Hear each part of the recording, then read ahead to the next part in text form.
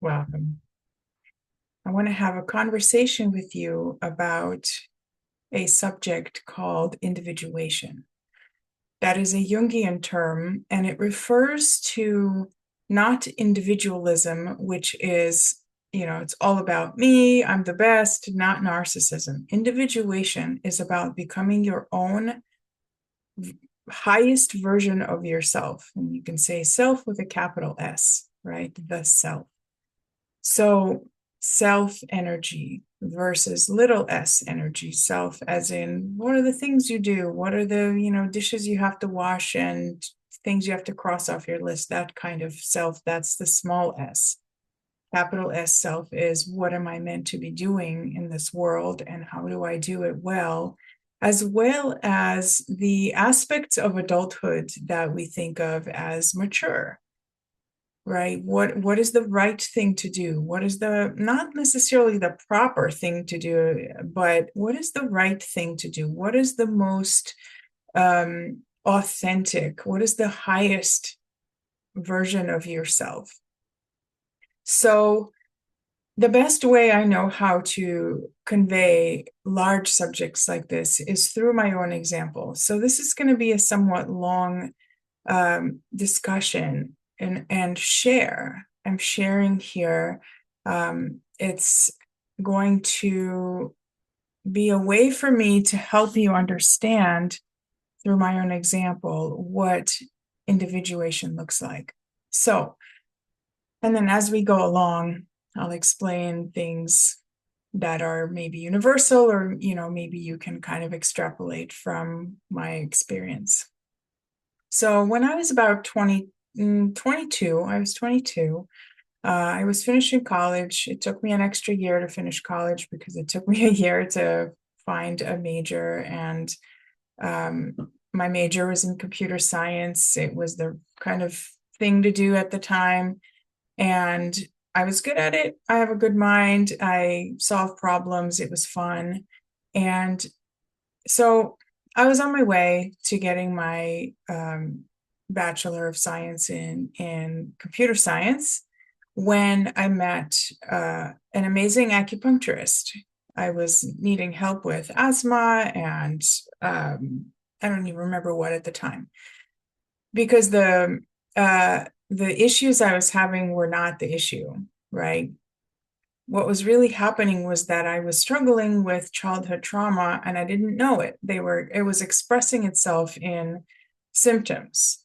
It began expressing itself through the relationship with this acupuncturist, therapeutic relationship. Okay. He was very, very good with boundaries, very clear about it.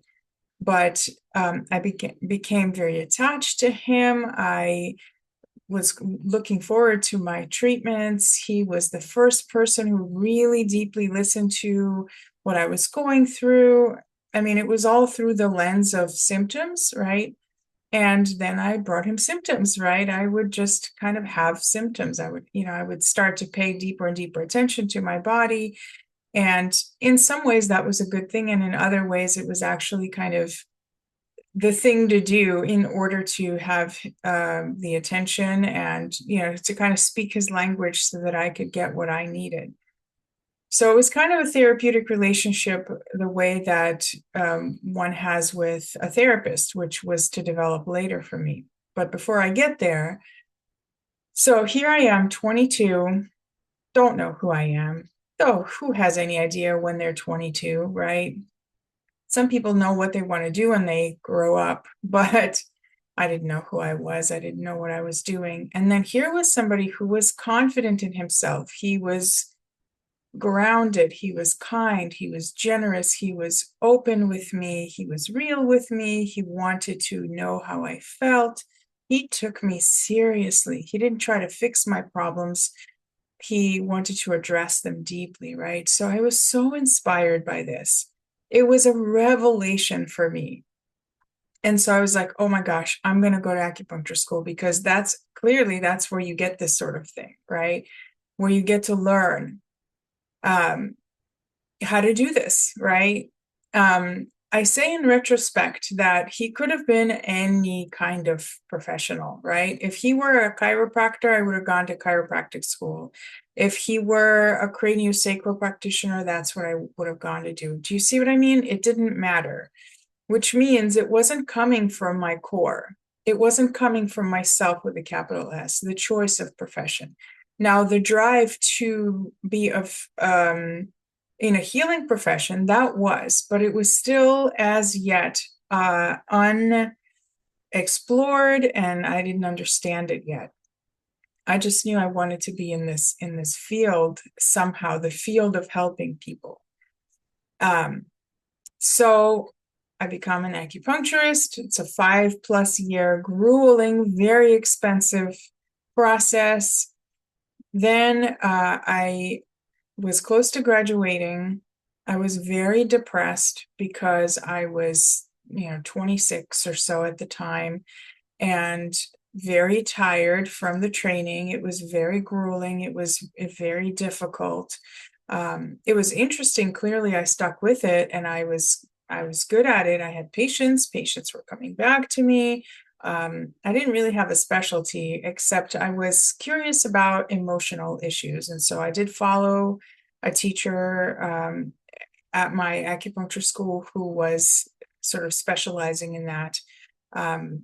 It was a little iffy because nobody really in that profession was all that well trained in the therapeutic relationship. And so it was a little bit unformed, as was I. So it was a match. However, that was around the time when I met a therapist. She was teaching at the school, the acupuncture school. She was teaching, it was called clinical counseling, which is basically a little bit of understanding of the therapeutic relationship and like bedside manner, things like that, right? So she was offering us like a group for people to come and share their issues with their patients, whether boundaries issues came up, or, you had trouble figuring out what to charge them, things like that, right? And, through a series of events, I ended up in therapy with her. And again, a complete revelation. I was like, oh my goodness, now I know what's been missing from the acupuncture realm.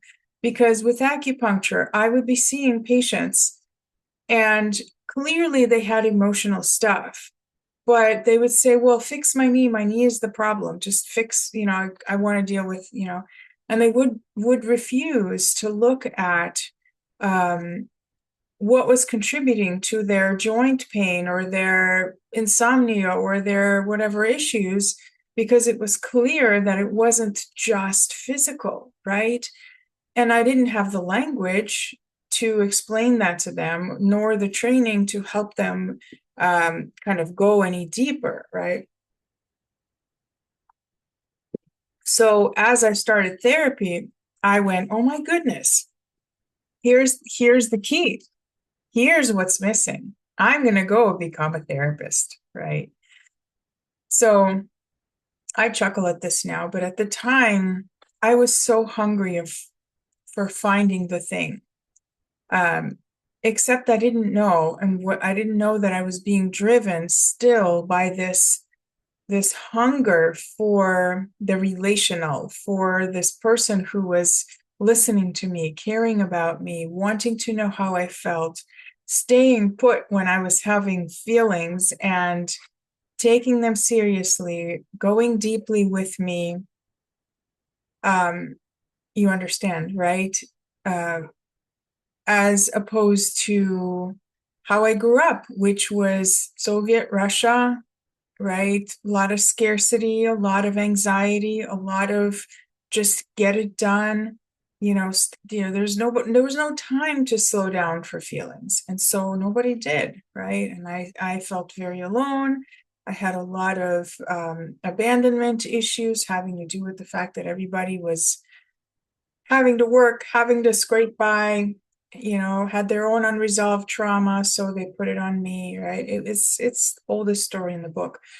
And I'm not minimizing it, by the way. I'm just keeping it minimal here because it's personal and private. But I wanted to give you the sort of layout as to how I ended up where I ended up. And I haven't forgotten about the individuation. I'm just giving you an overview of my story, and I'll get to the individuation piece. So I said I'm going to become a therapist. And uh okay, I had to decide for a second whether this next piece was important, and it really is. Um, so I experienced a huge loss at this point in my life. My therapist passed away. I was 29. We'd been working together for 3 years, and I had thoughts of becoming a therapist before that happened. But it was when she passed away that it just was like, that's it. That's what I'm doing. There was no talking me out of it. In terms of individuation, this was a huge lesson for me and a huge setback. And what I really needed to do was I needed to grieve. I needed to, spend 2 or 3 years just figuring out, oh my God, who am I? Because if you see the trajectory of my life, I was very unformed when I went into acupuncture school. I was still very unformed when I finished and got my acupuncture license. I was still very, very lost. And then when I started therapy, unpacking all the stuff that I came, 3 years is not a very long time in therapy. If you go, I went actually more than once a week, but it's not a very long time. It's a good amount of time, but around the 3 years time that I had been in therapy when she passed away, I was still very much in the muck of where did I come from? What were my traumas? What are traumas at all? What am I, all of that. I was still very much in it. It was very messy, very mucky. And then the grief just devastated me. I did not know who I was to begin with. And then with this, all I knew was I'm depressed and I don't know who I am. And now I have this loss and I don't know what I'm going to do with myself after. It was that big. I didn't know how to even hold on. And now as I've said all this, I can't believe I was wondering whether or not to include this piece. It's very heavy, and I understand that. But I am here to share about individuation, and this is my life story, right? So I should not have started therapy school a year after my therapist passed away, but I did. I was driven. A bullet couldn't have stopped me. I was going to do it. And I did have a therapist, a beautiful, wonderful therapist, to help me through the grief. And she encouraged me to go to therapy school because the thinking at the time was, why not go learn some uh, theory, right? Why not understand how to better? I was still an acupuncturist at the time. Why not understand a little better how to help my acupuncture patients, right? It wouldn't be therapy, but I would gain a lot of knowledge and awareness about the therapeutic relationship, right? But what happens when you start therapy school is that at a certain point, you have to start seeing patients. You have to start seeing, I call them clients, so that you start practicing. And that was around the 1 year mark. So at that point, my the loss had been only 2 years, and I started seeing clients for therapy. It was either start seeing clients or I would have to stop training, and I really couldn't see myself stopping because I didn't know who I was. Do you see how it was I was holding on to the training so much so because I didn't know who I was. I didn't know who I'd be if I stopped. So that's a sign, right, that I was not individuated. I was not mature. I was still feeling very small, very fragmented. Right? You see what I'm saying? So, however, I will say that whereas I started acupuncture training completely unformed, my choice to become a therapist, or at least to start therapy training, had much more consciousness there. I talked to my new therapist about it. I said, what if I'm repeating the same pattern, right? There was already more awareness there than there was when I was choosing to go to acupuncture school. So I was already more able to make a choice, even though I was still being driven by a lot of unconscious forces. I had a little bit more awareness. So, and I continued actually unpacking that and wondering, and am I ready to see clients? Am I still too depressed or too broken, or am I still in too much grief? And can I help anyone? Is it even possible? Uh, all of that I continue to unpack. And that's why, by the way, analysts, right, that's the only profession, the only branch of psychotherapy that's actually required to have their own therapy. The other branches are, they're encouraged, but there's no requirement. Whereas for us, it had to be twice a week therapy for the duration of your training, which is pretty impressive. And the training, by the way, is 5 years plus. It's very rare for somebody to make it through in 5 years. I think I did it in 5.5 or so. So that's a long time to have therapy and a long time to continue processing. It's not just therapy about the fact that you're becoming a therapist, right? You do your own work, you do your own inner stuff, your traumas and your history and your hopes and dreams and your actual dreams, by the way, right? So, okay, where was I? Um, so the trajectory, right? Becoming a therapist, making choices. So then I got my therapy license and started seeing clients privately, right? I had an office. Then when COVID happened, I moved to online and then moved around. And so my practice became 100% online. And after a few years of that, probably 6-ish years or so after I got my license, I started noticing that something was off and I couldn't quite pinpoint it. It was, I'm going to say, some sort of unease, some sort of like I was, my clients were doing well, my practice was doing well. People were having insights and, healing and all of that. And yet I felt some sort of unsettled feeling. I felt like I wasn't quite doing, what I am. I was offering therapy, but some aspects of me were still offline.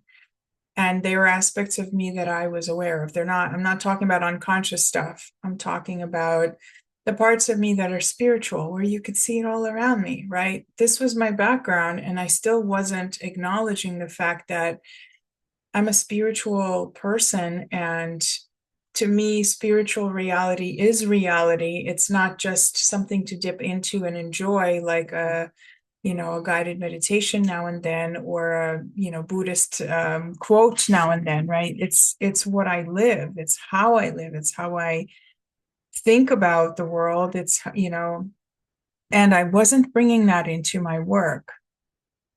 I didn't know how.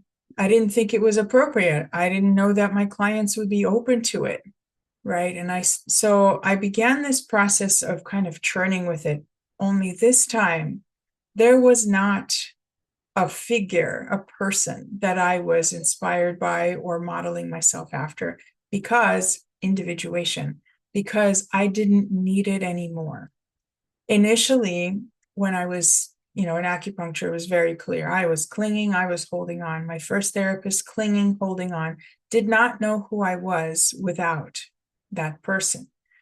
Not that it didn't matter who the person was, but that loving, warm, kind presence, right? A maternal or paternal, a parental energy I couldn't be without.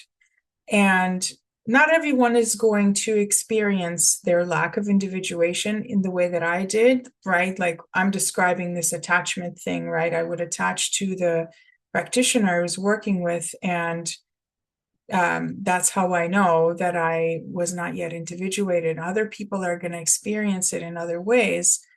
But anyway, so when I got to a certain level in my therapy practice and I started grappling with a sense of self, I no longer needed this one figure, right? I, follow a lot of really amazing channels on social media and they inspire me, but I no longer have to be like, oh, I'm going to be like her. I'm going to be like him. I'm like, oh, that's an interesting aspect that reflects something about myself. I'm going to take that in and be with it and see if that's mine or not. Or is it opening something up in me, right? Do you see how initially I had to go through this process of, I'm going to be like you. Oh, I'm going to be just like you. Oh, I love how you do this. All I want to do is just that because it gives me so much relief and joy and validation and gratitude to receive such loving, kind care, caring attention. I want to do that for other people, right?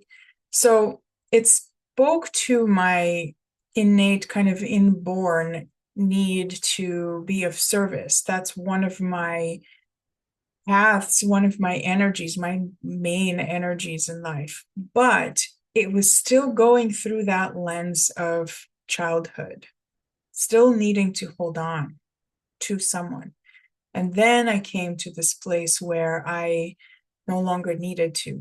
And so in that place where I started really questioning, not really questioning therapy, but questioning how I fit into it and what I was offering and what I wasn't offering, I was invited to a plant medicine journey. I went. It was absolutely transformative and changed my life, not in the sense of, oh, here's the insight I need and I'm going to apply it to my current life, because that's never how transformation works. Transformation is always very inconvenient and always makes you shake things up, because the reason you need transformation, the reason something's wrong to begin with, not that it's wrong, but the reason something is off to you is because something in your current life is actually not working. And so I had to change something. And so that plant medicine journey, first of all, I had one night where I felt like I went through many years of therapy in one night. I did have to talk about it during the medicine. While I was, with medicine, I had ingested, it was ayahuasca. It was legal, and I went to Mexico where it is legal, and very well guided, very well supported with a beautiful shaman. And that's the only way I recommend ever doing it, right? You have to really be in a glorious, safe, sacred space in order to receive medicine. And I was very, very blessed, very lucky. And I went through a lot of therapeutic experience in a single night, because what plant medicine did and what it does for people is it peels back a few of your major defenses, the things that make you build up walls around yourself, the things that make you protect your feelings and not express them, the things that make you just shape a particular form of personality and stick to it.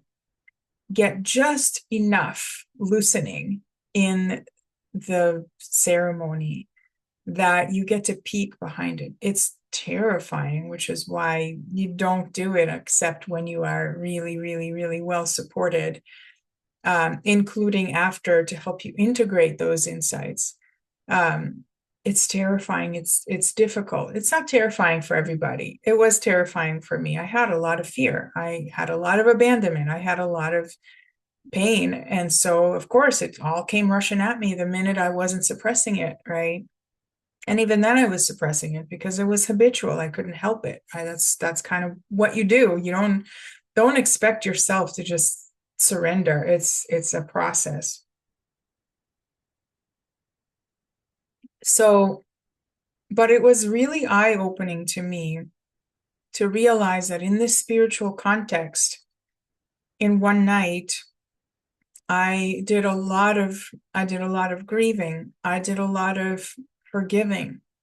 I saw my upbringing in a new way where I had a lot of compassion for my family, where before it's not that all I had was, I didn't really have anger. I wasn't really in touch with much anger, but I was very much in victim mode, very much in this happened to me and it shaped me and I'm doing my best, but I don't know how to really change it. That was kind of what I entered with. But in the process of sitting with the medicine and talking to this beautiful facilitator, who just miraculously spoke the language Russian that I was born with, so that it actually resonated on that birth level. Even though clearly English is much easier for me, I really struggled to express to her what I was feeling, but I did my best. It was so powerful, and it didn't. So here's another individuation piece. It didn't simply make me think, oh, so plant medicine is it, right? Now, if I wasn't already well on my way through individuation, I would have said it would have been the third thing. First was the acupuncturist, then was the therapist, then it would have been the plant medicine, or maybe the shaman. I'd be like, oh, I have to apprentice with the shaman, right? Or, oh, the medicine is what heals you, right? I didn't go there, which speaks to the individuation in me. I went, oh, there are other ways. There is more that can be part of one's healing journey than the psychological or the emotional, right?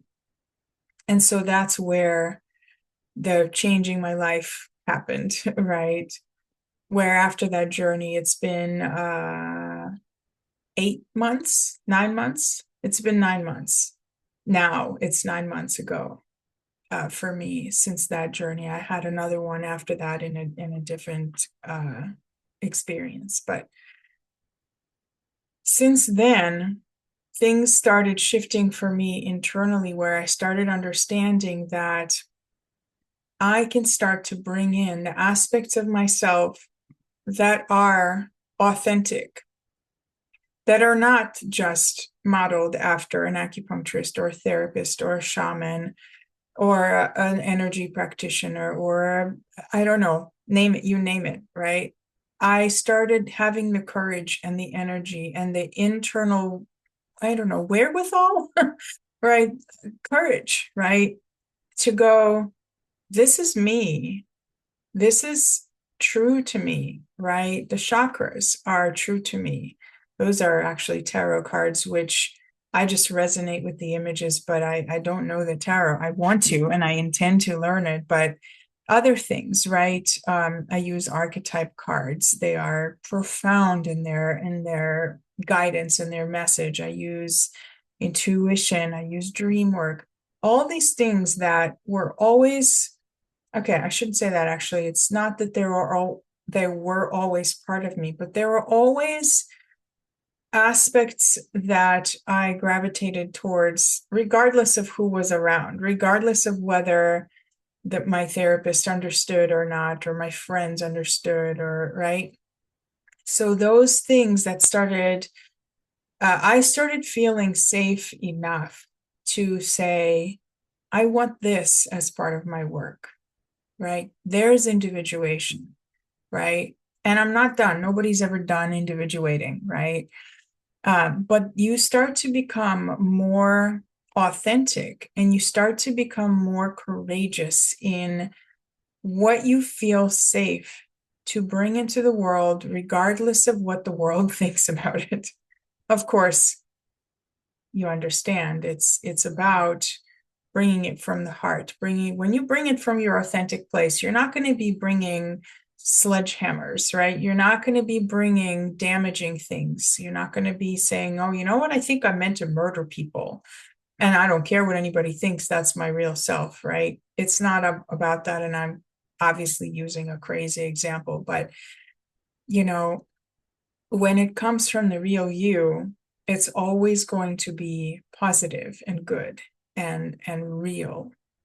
So individuation is this process where for me, okay, here's this piece. It's about service, right? You can see how there was a thread of service for myself within all of these professions, right? Um, you know, it didn't matter what profession my acupuncturist was in, I was going to become that. But it was a profession that had to do with service because it's what I really most deeply connected with. I became the type of therapist that my therapist was. There are many branches, but it was still service, right? But here's an interesting piece. That first therapist, we were processing some stuff around my work with my acupuncture patients. And I had a lot of anxiety. I was imposter syndrome up the wazoo. And she said, do you care about your patients? And of course, the answer was yes. But this was now, I don't know, 20 years ago or something.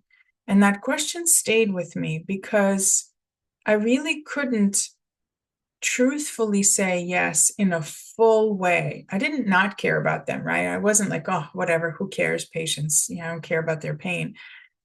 Of course, I cared about their pain, but I could only care truthfully when it came from an authentic place in me. And while I was still mired in depression and mired in my own trauma and lost as to who I was, my role in being a healer of any sort or a practitioner, someone helping people, was not actually coming from a place of service. I don't say this to judge myself. I don't say this to put myself down. I say this from a place of having gone through these stages where I've started recognizing what true service really feels like. And it is only now where I've been through, if you count computer science, I've already been through 3 professions, although I never really worked as a computer science, tech person. But,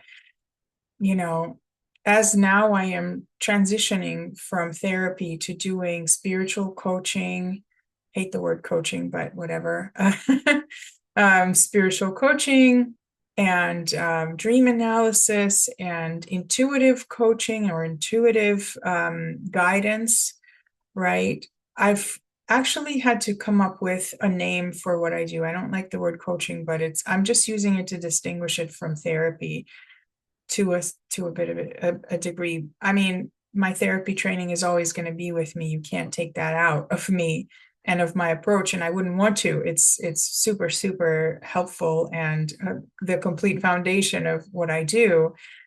But I've even found a name for what I do, which is consciousness catalyst, right? There's individuation. When you start to want to come up with your own title, right? Where you want to individuate from the mainstream in some way. And that doesn't mean becoming a recluse or a hermit. I'm very much stepping into the world where before I was keeping myself very, very small and away from actual deep work. I was still, even though I was helpful and I, took a lot of pride in receiving feedback and working with it. I had lots of supervision. So it's not like I was just, robot applying therapy methods to clients. They would have left, But it was still coming from that kind of unindividuated space of, I don't know who I am, so I'm going to just do this thing that I saw other people do. Right. And again, I'm not shaming myself here. It's just the truth. And so now I finally have this understanding of what it means to choose to be of service. And it comes from developing a lot of love for myself, a lot of trust for myself, a lot of trust for my intuitive capacity, and a lot of actually courage. The first time I pulled a card for a client in a session, oh my God, I'm a therapist. Good grief. Therapists aren't even supposed to talk much, I was so like, oh, this is crazy. I can't believe I'm doing this. And I thought I was wasting that person's time, even though she actually asked me to pull a card. But I was like, oh gosh, this is so untherapeutic, right? And it turns out to be super therapeutic. And now I love it. And now I offer it, and people really get a lot out of it. Not because pulling cards in themselves is that in itself is, in itself, it could be nothing. It could be boring and stupid. But because it is so connected to who I am in this individuated way, it is of service. Do you see what I mean? So I'm going to end it here. It's been a very long conversation. I hope that this was engaging for you and that my story helps you understand yours a little bit better. We learn through storytelling, we learn through receiving stories. And one of the individuated aspects of my experience is sharing more. As therapists, we're taught you don't really share your experience very much because you don't want to take up space. This is the client's hour and they're paying you not, to work on their stuff. Sometimes you share little bits and pieces that would be relevant, but I'm having to unlearn that to some degree because there is a space like here, on social media to share some of these stories that can be of service to others. So you don't have to try to make too much mental meaning. Just let the story kind of wash over you. And if this did stimulate something, if you are having insights, I would love to read them in the comments. I love receiving comments. It's a beautiful way for me to engage with all of you who listen. So if you've made it this far, thank you so much. I really appreciate you being here. I really hope that this was a good use of your time, that it allowed you to understand individuation a little bit more deeply and to gain something for yourself that you can then use in your own life. Thank you for being here. Check out my website, sacreddreamalchemy.com. It's where you'll see all of my offerings and all of that, everything that I do and how I do it. Thank you so much and take care.